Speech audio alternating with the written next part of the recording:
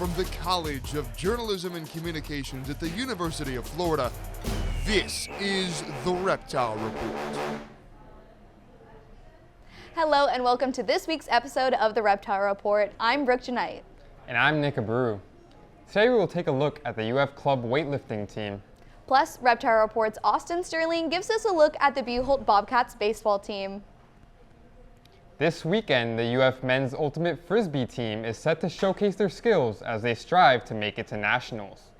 With improved depth and chemistry, this year's team is poised to make a strong push, building on the legacy of last year's close finish.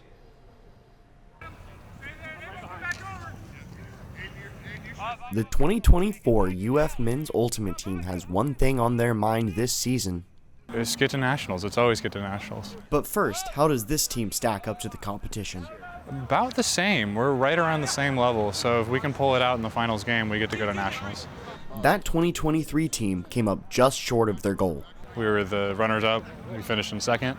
But honestly, that entire tournament was just awesome. To find out what makes this team different, I spoke to a senior who hails all the way from out in Berkeley, California. We have a bunch more people that are able to fill a bunch of different roles. So we have about 5 or 6 different kind of jackknives that we can plug in and really audible whenever we need to, which makes it a lot more different than last year's because we only had 2. Everyone had their own roles. I feel like this year is a little bit more muddled and we're all doing different things and we're being successful in those things. It's so much more fun this year. I feel like we've got better chemistry, more people who are just getting along, hanging out more. I think that's making us play together on the field too, like better than we used to. And coming up this weekend, the Gators have a chance to show that improvement. One of our graduates is forming a new Ultimate Frisbee team, and part of the tryouts is he's having us come out and scrim against those players. So some of us might actually be part of that team. But it's a good way for all of us to get exposure there, and it's a good way for us to get a couple hours in against really high-level competition in Florida, which we don't typically get. For Reptile Report, I'm Thomas Kennedy. The UF Club weightlifting team is one of the premier programs in the country, not only for competing but winning at a national level.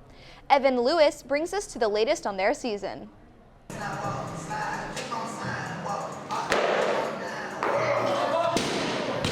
The club weightlifting team here at UF is in its 6th year. The club, which has grown rapidly since its start, won nationals at the beginning of March. They placed first in both the male and female collective national groups. Coach Michael Espinoza breaks it down for us. University Nationals, and here at University Nationals is where all of the university clubs, university teams throughout the nation congregate to compete. We went up against universities like University of Texas, Texas State, Lindenwood University, Oregon State University, to name a few, and once again emerged victorious as the greatest university team in the United States. The club weightlifting team here at UF gives members a support group that pushes them to chase their goals while competing at a national level. However, despite their success, the club doesn't have an ideal practice situation. The university lacks the equipment for the team to practice, making them travel to the ARC School of Fitness, an off-campus facility. Very frustrating how we don't have any good facility to lift. We have Southwest that has 2-3 platforms, and that's about it. So we do have to drive off campus like a good 10-15 minutes to not the safest area. Like I don't feel safe here unless it's with the team. It's like I know this is a club sport, but I wish the school like respected that a little bit more because we are winning national championships. The club still has their junior state and national tournaments, which are comprised of 18 to 20-year-old lifters to end off the year. We wish them the very best of luck moving forward. With Reptile Report, I'm Evan Lewis. The UF Women's Club Rugby team has worked to grow the sport of rugby in Gainesville. Reptile Report's Shay Johnson has more about the Women's Club Rugby team. The UF Women's Club Rugby team has been competing in the state of Florida since 1975. Even though rugby is a sport here at the University of Florida that don't get mentioned a lot, the club is still looking to get other girls involved in the game and have ton of success. Kaylee Williams, president of the club team, reflects on her time when she first joined the team.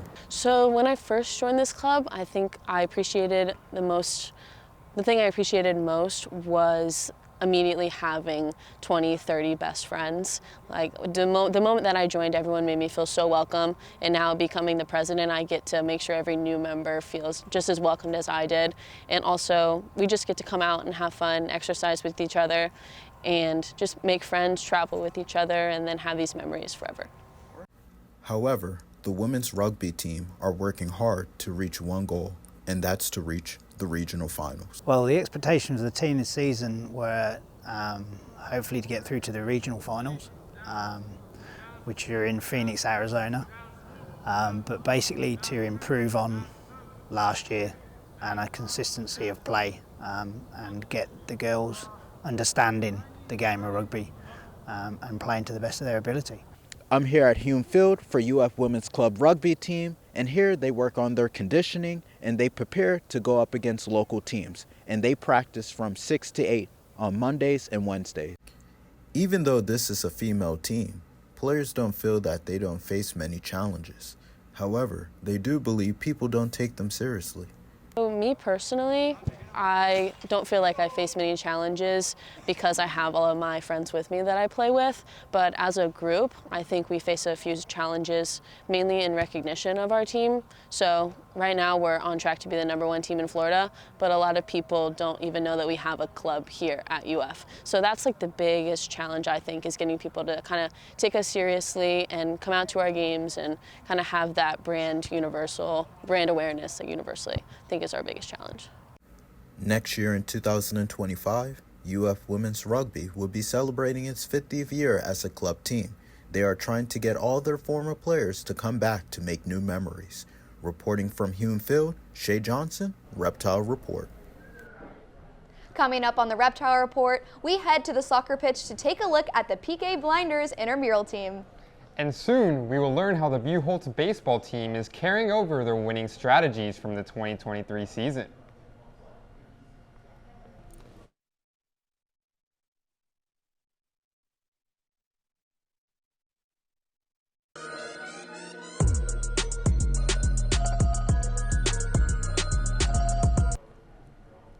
Welcome back to the Reptile Report. The Gator Roundnet Club is home to some of the top players in Florida.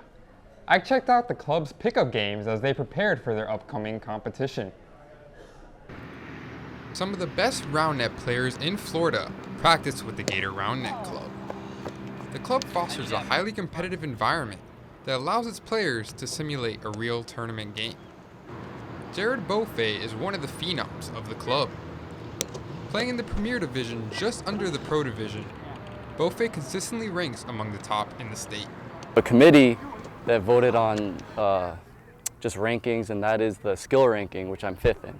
And then for actual tournament performance, one of our guys, he does some sort of stats to see what the performance is based on how you did in each tournament and who you played with, and I got 1st in that.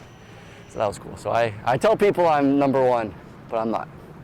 Although you'd expect Beaufait to be a long-time student of the game, he didn't get his start in Roundnet until his freshman year at the University of Florida.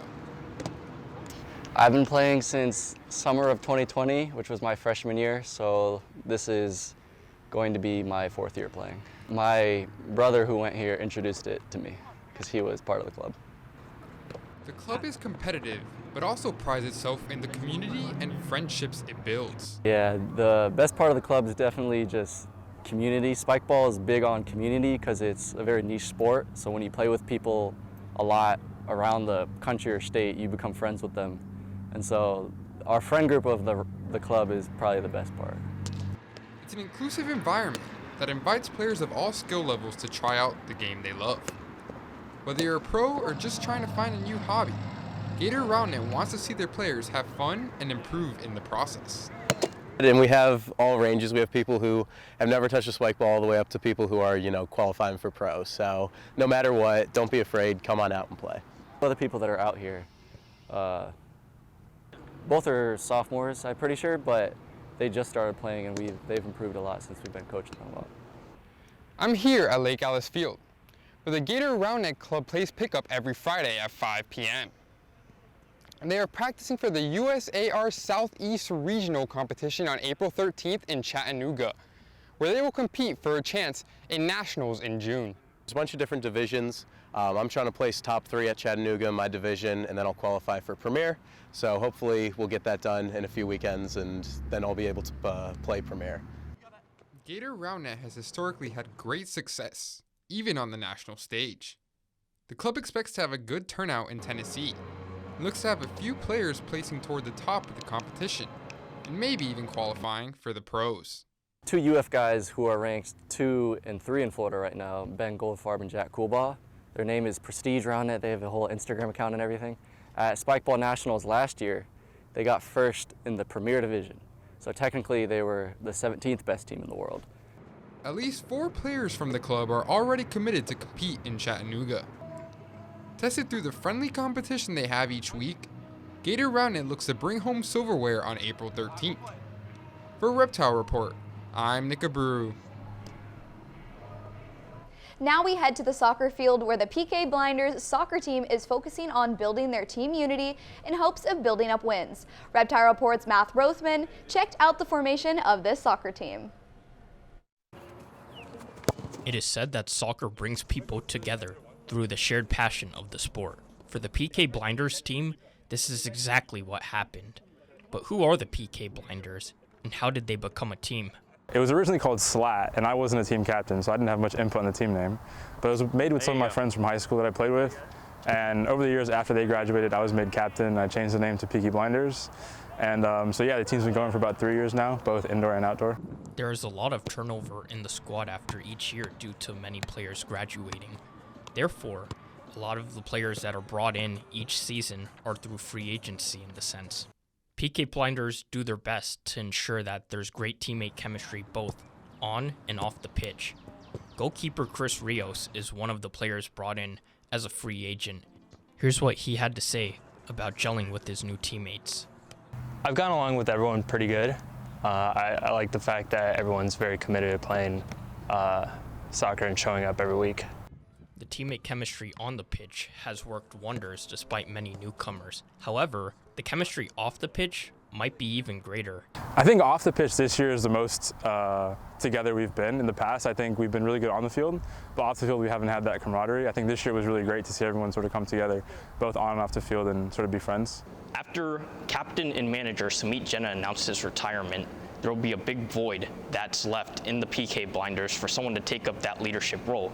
We talked to a few players based on leadership roles and what they can do for next season. Who will be the manager, though, to take up this squad in both the fall and the spring? I take pride in my ball knowledge, that's for sure.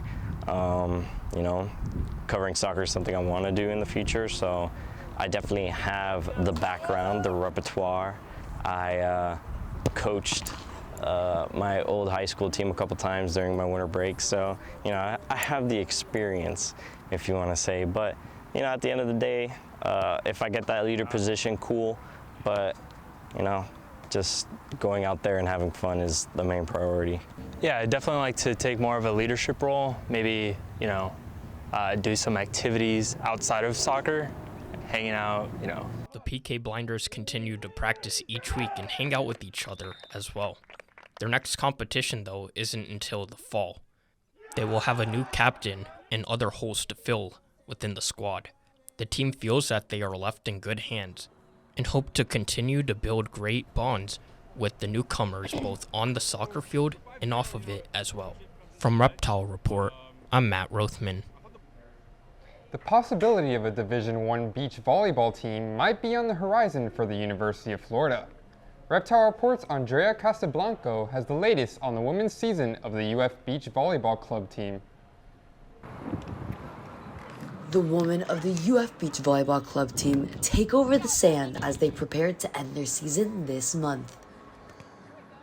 With just one competition left in schedule, the Gators recount their 2024 spring season. The Gators play in 5 to 6 tournaments per season, hosting about 2 to 3 of their very own. For home tournaments, about 20 girls and 20 boys compete for Florida, and most players ultimately decide to change up their teammate every tournament to get the chance to meet new people and adapt to different partner dynamics.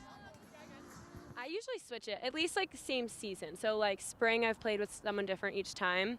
but like from fall, like I'm not like, oh, I won't play with you again. Like if someone were to ask, but like I try to switch it up because that's how you meet people too. The girls just wrapped up their final home tournament of the season as the Gators snatched up all top 3 places, with President Paige Anderson and freshman Heather McKenzie securing first. As the season comes to an end, seniors reminisce their time on the team. From looking up to people to now being role models, seniors like Sam Jacoby take in their bittersweet final season.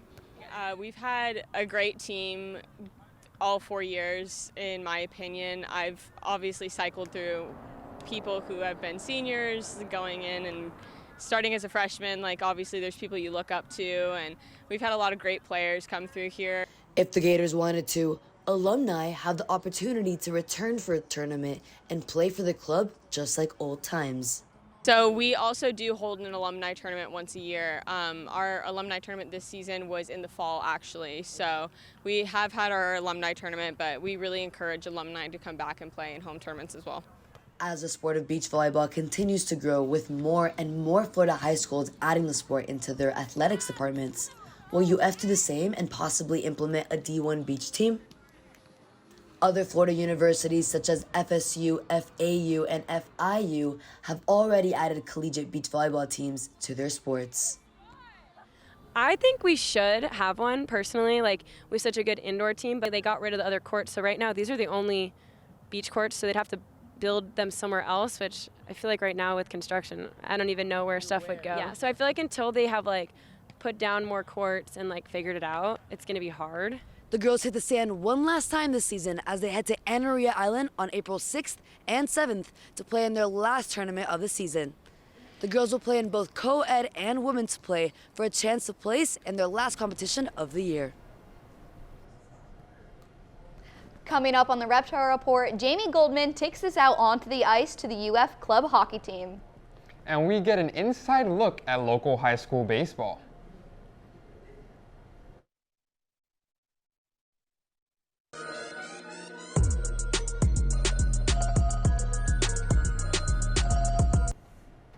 For many, spring break was a chance to relax, hit the beach, find some sun. But for Florida Gators club hockey, spring break was the most important week of the year, Nationals. The team traveled to Pennsylvania to compete against 19 other schools and walked away as national champions. Reptile Report's Jamie Goldman had the chance to talk with some of the members of the team and see how they got there. When Florida Gators hockey arrived in West Chester, Pennsylvania for Nationals, they had one goal in mind: win. We expected to honestly go deep. I think all of us believed in our team. We believed in our offense, certainly. But after advancing through round-robin play, the Gators found themselves on thin ice in the quarterfinal game, trailing 4-1 in the third period. You know, that one was a little bit of a scare. We were like, oh my God, like we were not ready for this. Although they were down a few goals, the team didn't back down and still believed in themselves to make the comeback. We were like, we got this. Like, don't worry. We know what we have to do. Right when we came out at the beginning of the third and we got that first one, I think everybody knew that, you know, it was going to be a closer game than the first 2 periods would have showed. The Gators went on to score 5 unanswered goals in the third period to complete the comeback and advance to the semifinal. Shoots, big save, rebound covered. He shoots a rebound and he scored! The Gators cruised past High Point University in the semifinals, setting up an all-Florida showdown against the #1 ranked Florida Atlantic Owls in the championship game. Us being the 1 and 2 seeds, definitely a rivalry, probably for years to come. There's always going to be bad blood between 2 Florida teams. The Gators jumped out to an early 3-0 lead and never looked back, getting the win 8-4 en route to the program's first national championship. Finally, in the end, the Division II crown belongs to the University of Florida Gators. The University of Florida's club lacrosse might have some Gainesville's newest dynamic duos. The Reptile Report Dylan Olive takes us to the lacrosse practice to check it out.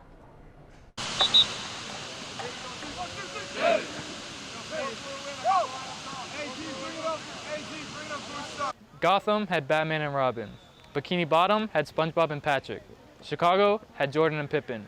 But Gainesville has Gerber and Weinberg. Since joining the club lacrosse team in 2022, Ethan Gerber and Dylan Weinberg have had an instant impact.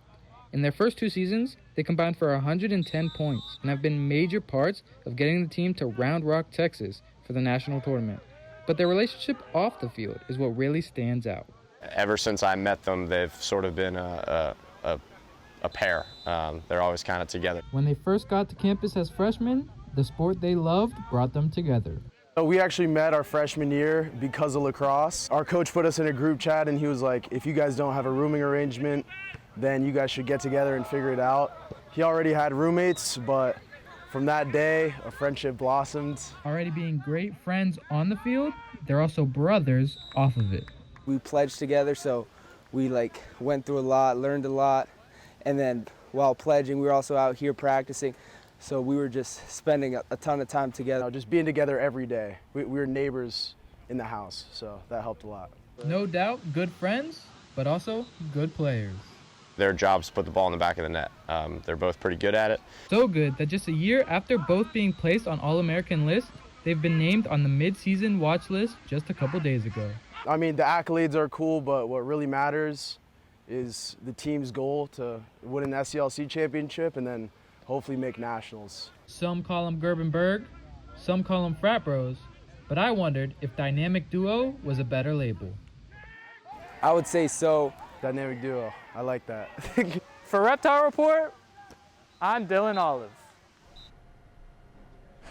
Alachua County is home to some extremely talented high school baseball programs, and the Buchholz Bobcats are among the top teams in the area.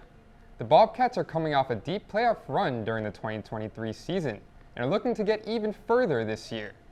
Here's reporter Austin Sterling with more.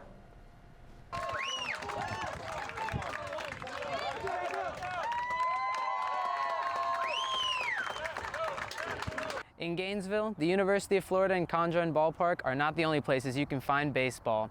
As April begins, the high school baseball season is officially underway, nearing its halfway point, and the Buchholz Bobcats are off to another great start. With an early record of 8-4 and 1-0 in district play, the Bobcats are looking to replicate some of that magic they had during the 2023 season. During that season, Buchholz made a deep playoff run before eventually losing 10-8 to Winter Springs. Buchholz head coach Ron Brooks spoke a little about some of the goals he has for his team during the 2024 season. Of course, everybody hopes to make the playoffs and make a run and win a state title. First thing we got to do is get better every day. I know it's a cliche, but it's important to take every day and make the best of it. And then, go out there and play really good baseball each night, not looking past the game that you're at. But, we hope to make the playoffs, make a run. We got a lot of returning starters coming back, so hopefully we can win our last game. Success on the field is nothing new to the athletes at Buchholz. In all their major sports, football, baseball, and even basketball, the Bobcats are constantly competing for state titles as well as district ones. Brooks offered some insight on how he keeps his team playing up to that standard, as well as what it takes to build a winning program. It all boils down to building a good culture, right? I mean, we're fortunate to have some really good kids in the program that have done a good job and worked hard. So, you just hopefully instill in them when they're a freshman, the hard work it takes to be a Bobcat and what we ask of them to do, and they do it, and fortunately that's helped develop some good baseball players. Senior shortstop and team captain Cooper Collins also spoke about what it means to be a Bobcat. I think we have pride in the black and gold, and we know the history here. I mean, you see on the wall behind us, professional baseball players, it goes all the way down. I think we kind of know the history and we know what's expected of us, and then we see the district champions and the regional finalists, and we kind of see where we need to go, and then last year's an example, we know we can do it, so it just helps us keep that standard. Playing to such high standards can also come with some pressure and mental lapses. Senior catcher Noah Hayes spoke a little bit about what the team does pregame to mentally prepare itself for the game. Yeah, well, I mean, as a team, we always take BP before the game together, and we do this thing where we all kind of kneel down and pray, and then we kind of, as a group, get hyped up before the game and say a little word. Although playing up to those high standards may be difficult at times, this year's Bobcats team has the advantage of having a strong presence of upperclassmen.